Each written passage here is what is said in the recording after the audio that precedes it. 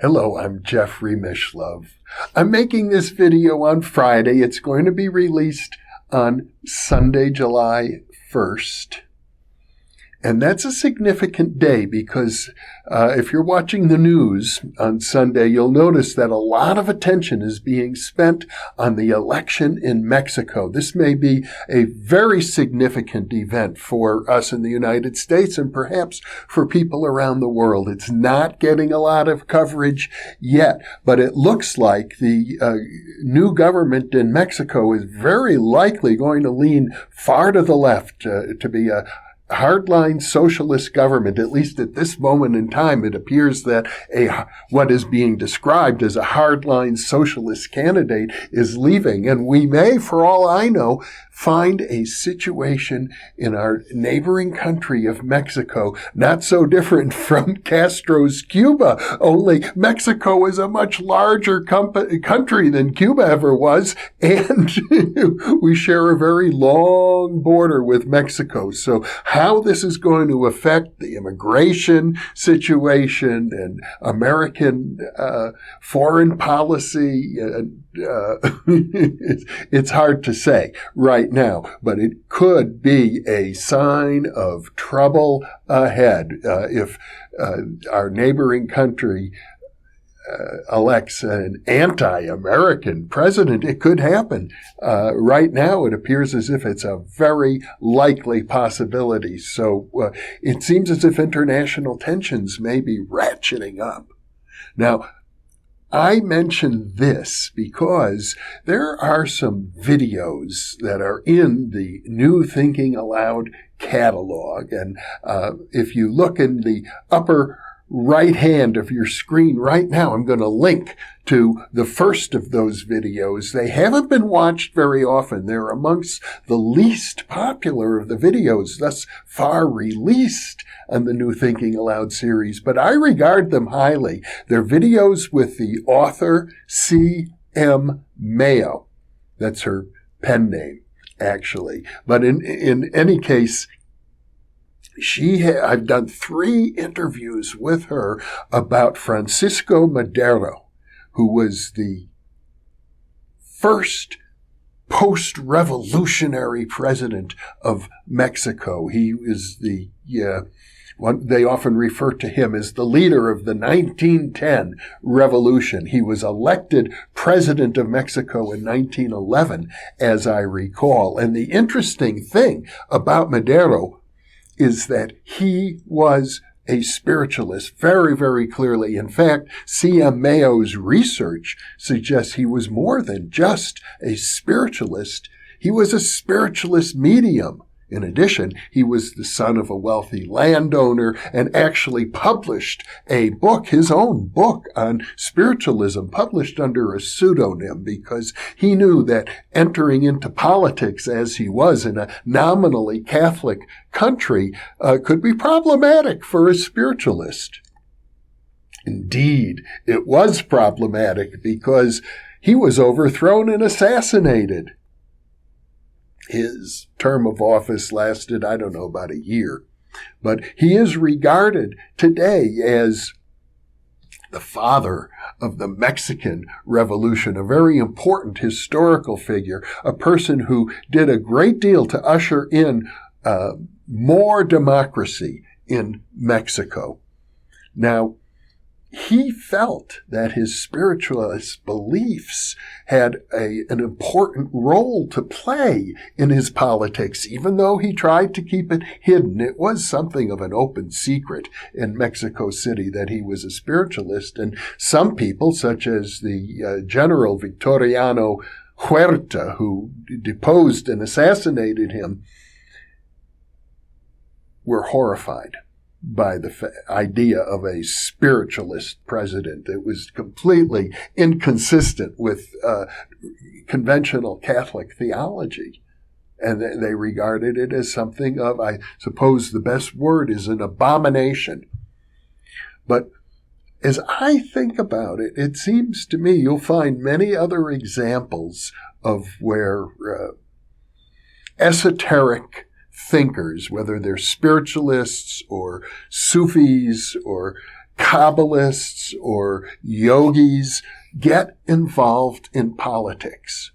There are a variety of examples. Sri Aurobindo in India would be another case in point, not to mention Mahatma Gandhi, a person of deep spiritual values who tried to apply those values in a political context. And I think Francisco Madero was one such person, and that's why I think it's valuable for those of you who have an interest in what's going on in Mexico today to take a look at those particular interviews.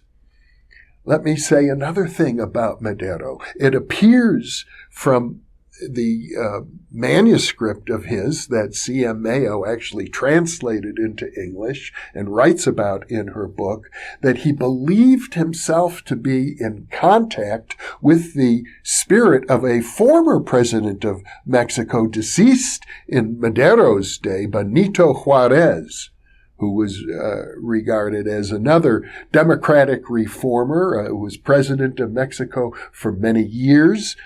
And it's as if Madero felt that the spirit of Benito Juarez was guiding him to lead a new revolution because, well, as I understand it, Juarez was the president and a democratic president under the auspices of what was then known as the Liberal Party in Mexico. But eventually,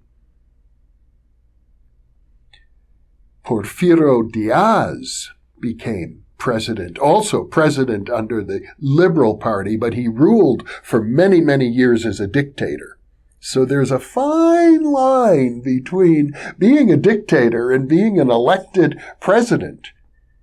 And there are many examples, including Mussolini and Hitler, of people who were elected to office and then used that election as an opportunity to grab the reins of power and rule like a dictator. So democracies can be readily subverted.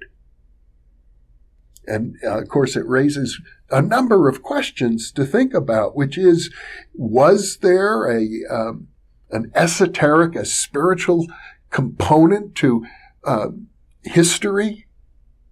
Has that happened? Are the Illuminati or the hidden masters operating behind the scenes to influence politics?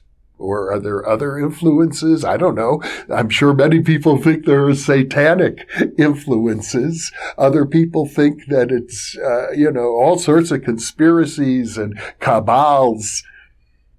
But what about genuine, I'm searching for a word, higher consciousness, entities of a higher consciousness attempting to influence history? I mean, that is in effect the story of the Bible, where God influences history. And one wonders, is it for the better or not? God who freed the Jews from slavery in Egypt and established under his auspices the ancient kingdom of Israel, and has influenced history in many other ways. So we have this thread in our culture, whether it is Jehovah or Yahweh, the deity of the Hebrew Bible, or whether it is esoteric sources of a spiritualist nature, or whether it is great yogis and illuminated beings, Buddhas. There's a long history of spiritual leaders, whether they're incarnate or disincarnate, playing a role in politics. And then we can ask, well, what's the outcome of that? Is it good? Did Francisco Madero's intervention in Mexico really lead to progress? Or is progress so slow and incremental that it's hardly noticeable? Or is it a question of taking 2 steps forward and 3 steps back? How do we judge human progress? And if there is a spiritual hierarchy that has an interest in human affairs, but doesn't want to violate the great commandment of Star Trek not to intervene in other planets' activities, how does that work? How does that operate? I'm inclined to think it doesn't always work out for the best. I'm not sure. Certainly it didn't for Francisco Madero, who was assassinated. And then people may say, yes, but so he was assassinated. He's still regarded as the father of the Mexican Revolution. But then what became of the Mexican Revolution? What does all of this mean to us today? How can we be as vigilant as possible regarding the shifting sands of politics? Because obviously things change dramatically. Where one stands today may not be where one wishes to stand tomorrow. And what is the role of spirituality in politics? What is the role of higher consciousness in politics? Is there a legitimate role, or should they be separate? Does nothing positive come from mixing politics and consciousness? These are all food for thought, and I'll leave you with those unanswered questions. Thank you for being with me.